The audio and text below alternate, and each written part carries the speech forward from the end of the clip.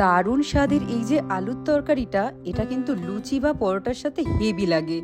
আর এটা বানানো খুব সহজ, মানে তোমাদের একদম চেনা পরিচিত আলুর তরকারির মধ্যে একটু আলাদা টুইস্ট।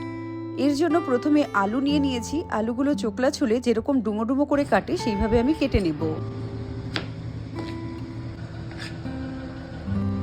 এবার কড়াইতে দিয়ে দেব খুব সামান্য পরিমাণে সর্ষের তেল। তেলটা গরম হলে এখানে কালো জিরে দিচ্ছি কাঁচা লঙ্কা, আর দিয়ে দেবো আলুগুলো। সামান্য পরিমাণে লবণ দেব, দিয়ে আলুগুলো হালকা ভাজা ভাজা করে নেব।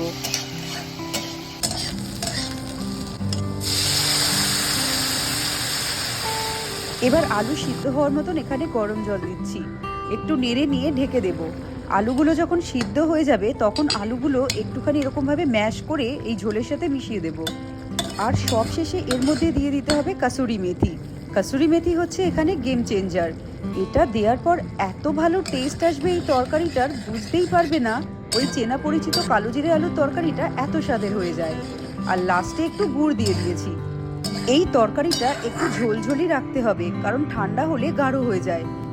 এবার এখানে গরম গরম ফুলকো সাদা লুচি হোক বা পরোটা, যে কোনো কিছুর সাথে কিন্তু এই তরকারিটা দারুণ জমে যায়।